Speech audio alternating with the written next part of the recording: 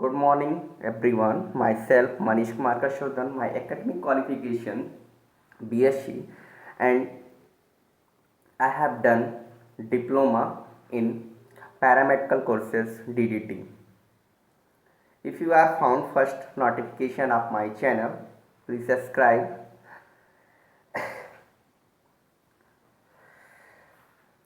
These channels only provides medical videos that's very helpful for medical students for gaining more number in examinations. In these sessions, we discuss with you anemia, that is the most common disease.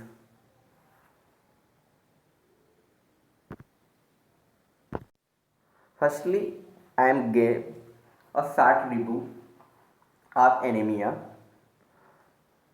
like as definition of anemia, classification of anemia, anemia causes, anemia symptoms, investigation of anemia, treatment and prevention.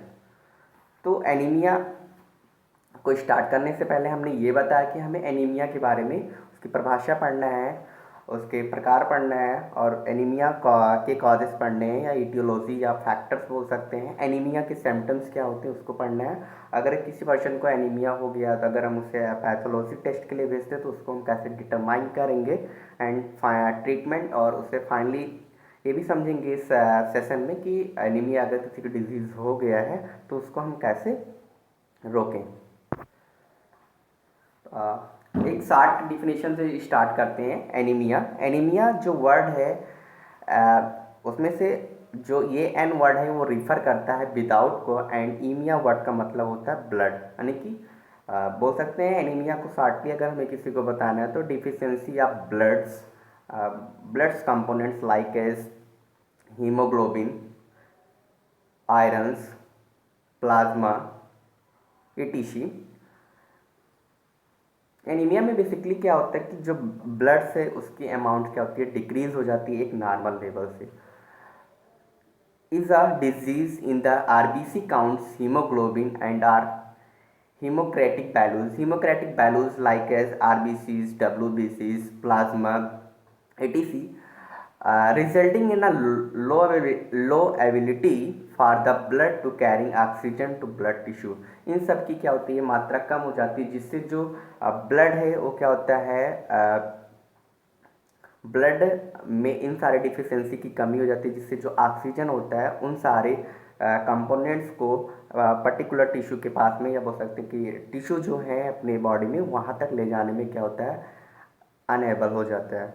Next यहाँ पर हम देख रहे हैं दो microscopic structures दिए गए हैं। एक normal amount of red blood sales, anaemia amount of red blood sales. Anaemia के केस में क्या होता है, जो आरबीसी के नंबर्स होते हैं वो थोड़े क्या होते हैं, कम हो जाते हैं। लेकिन नॉर्मल केसेस में क्या होते हैं, आरबीसी की जो रेट्स हैं या बोल सकते हैं जो आरबीसी सेल्स हैं वो क्या होते हैं, एक लिमिट बोल सकते हैं, जो इनका एक पर्टिकुलर वैल्यू है उस वैल्यू में होते हैं। But in case anaemia this values are low. Pathophysiology की बात करें तो ये नॉर्मल इंथ्रोपोइसिस की कैसे क्या होता है। इंथ्रोपोइसिस वर्ड का मतलब समझ लेते हैं। इंथ्रोपोइसिस का मतलब होता है RBCs, formation of RBCs. Next, तो red blood cells oxygen from the lung आता है, फिर ये क्या करता है, हीमोग्लोबिन मॉलिक्यूल से कंबाइन होता है। नेक्स्ट, ये शॉर्ट रिव्यू है कि कैसे जो हीमोग्लोबिन है ऑक्सीजन के साथ में कैसे बाइंड अप होता है।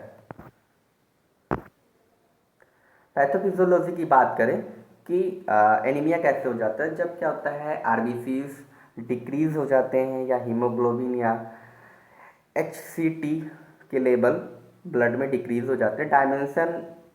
डायमिनाइज्ड O2 कैरिंग कैपेसिटी, तो वहाँ पर जो अपने बॉडी में ऑक्सीजन है उसको पूरे बॉडी में ले जाने की जो कैपेसिटी होती है ब्लड में कम हो जाती है, जिससे क्या होता है हाइपॉक्सिया हो जाता है। And hypoxia include effect of the organ function, जिससे जब पर्सन को हाइपॉक्सिया हो जाता है तो उसमें क्या होता है, हाइपैक्सिया का मतलब होता है, स्पेसिफिक मतलब समझ लेते हैं।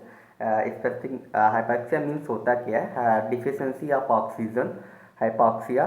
और जिससे क्या होता है, पूरे जो आर्गन है, ऑर्गन के ऊपर जो कैपिलरीज है, जिनके थ्रू क्या होता है उनको ब्लड प्रॉपर पहुंचता रहता है, तो वो क्या होते हैं, इफेक्ट हो जाते हैं, जिससे वो प्रॉपर फंक्शन नहीं कर पाते हैं। और उसके प्रॉपर फंक्शन जब नहीं कर पाएंगे तो क्या होगा, हमें डिफरेंट टाइप के साइन और सिम्टम्स दिखाई देंगे। नेक्स्ट,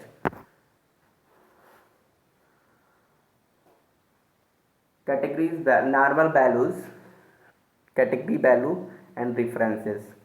मेन में 13 ग्राम डेसीलीटर्स परसेंटेज दिया है कि जो हीमोग्लोबिन है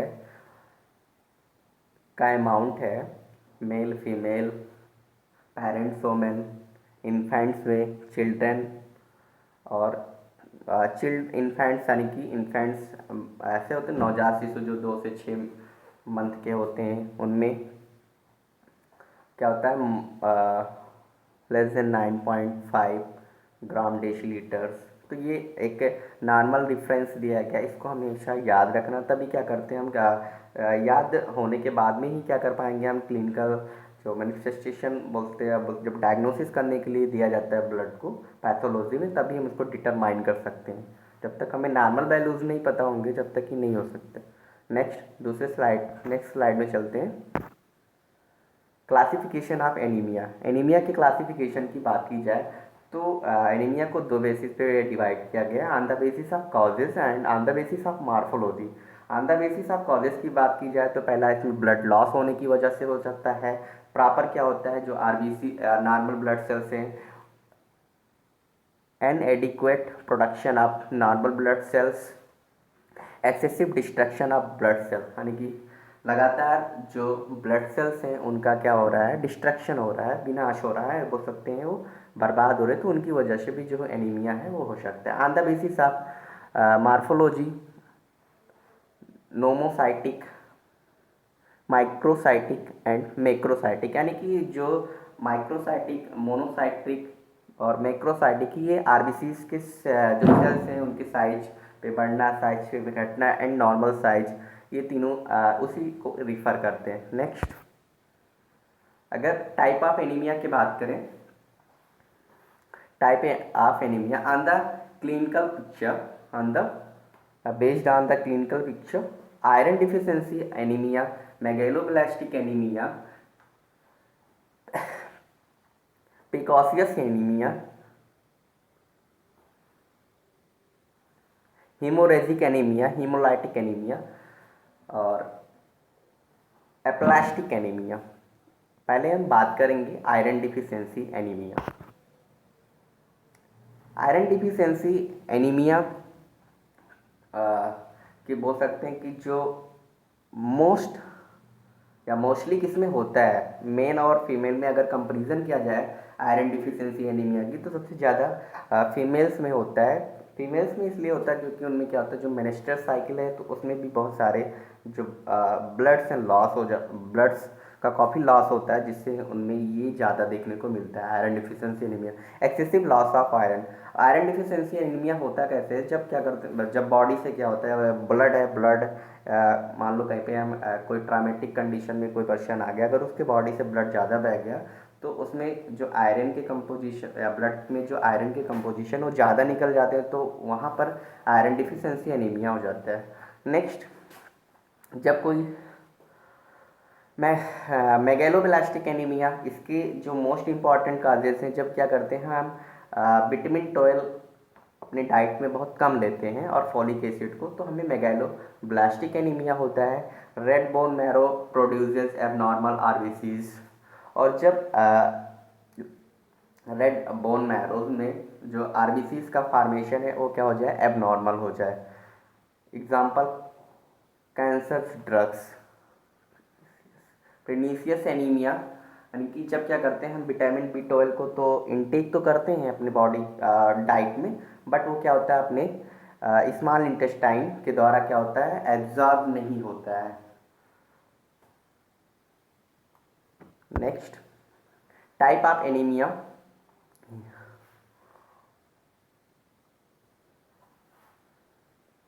हीमोरेजिक एनीमिया, हीमोरेजिक एनीमिया में क्या होता है, जब क्या होता है बॉडी से एक्सेसिव ब्लीडिंग या स्टमक अल्सर या मेनिस्ट्रस साइकिल्स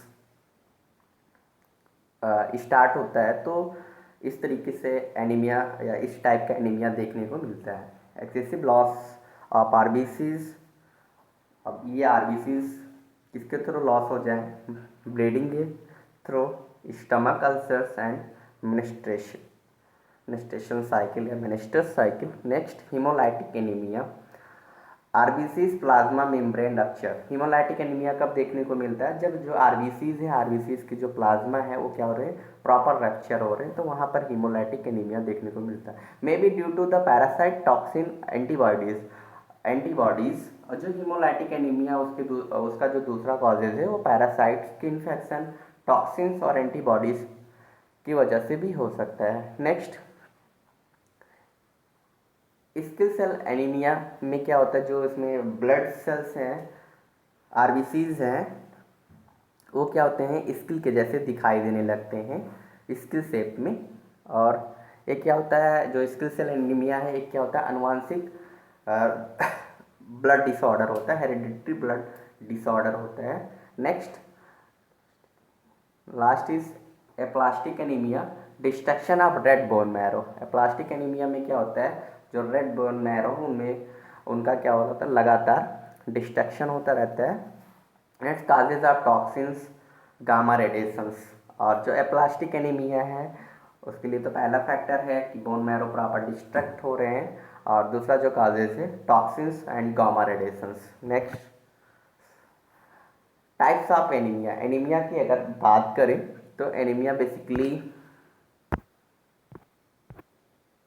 3 टाइप का होता है, normochromic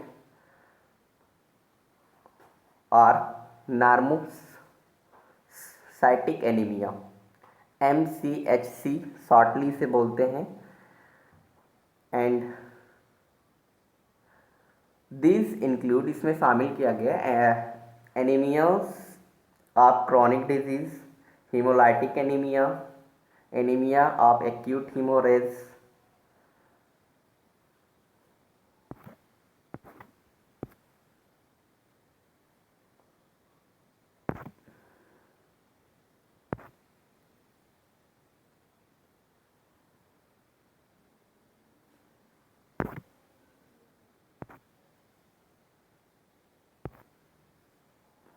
causes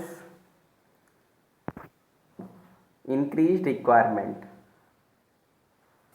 menstruating female, pregnancy, lactation, growing infants and children, erythropoietin treatment, increased loss, GI bleeding, menorrhagia, persistence, intravascular hemolytic anemias, regular blood donor, parasites infection and decreased intake, vegetarian diet, socio-economic factors, decreased absorption, upper GI pathology, example celiac and Crohn's disease, gastrectomy, medication, antacid, जेंटेक etc। तो ये सारे क्या हैं, causes हैं जो anaemia को cause करते हैं। साइन एंड सिम्टम्स की बात की जाए, कॉमन सिम्टम्स ऑफ एनीमिया, इसमें थकान महसूस होता है और एनर्जी काफ़ी लॉस देखने को मिलता है। यूजली रैपिड हार्ट बीट, मुख्यतः इसमें जो हार्ट रेट होता है रैपिड हो जाता है, बढ़ जाता है, पर्टिकुलरली विद द एक्सरसाइज। जब हम क्या करते हैं, कोई काम करते हैं, एक्सरसाइज करते हैं, तब उस समय जो हार्ट रेट है वो क्या होता है, बढ़ जाता है। शॉर्टनेस ऑफ ब्रीथिंग में प्रॉब्लम होता है, हेडेक होता है, सिर दर्द, पर्टिकुलरली विद द एक्सरसाइज। और ये सारे जो ब्रीथ में शॉर्टनेस, हेडेक, ये जब हम कोई काम करते हैं तो उस समय दिखाई देता है। डिफ़िकल्टी कंसंट्रेटिंग, यानी कि किसी चीज़ को हम एकाग्रता से समझ नहीं सकते हैं, अगर एनीमिया हो गया तो इसका साइन है। डेजीनेस, चक्कर आएगा। पेल स्किन, स्किन का जो कलर है क्या होता है, डिफरेंट हो जाता है, मतलब स्लाइटली नॉर्मल कलर से क्या होता है, अलग हो जाता है, leg cramps and insomnia. Next, anemia caused by the iron deficiency. People with iron deficiency may experience these symptoms: a hunger for stranger substance such as paper, ice, or dried upward. Thank you for thank you for seeing this topic.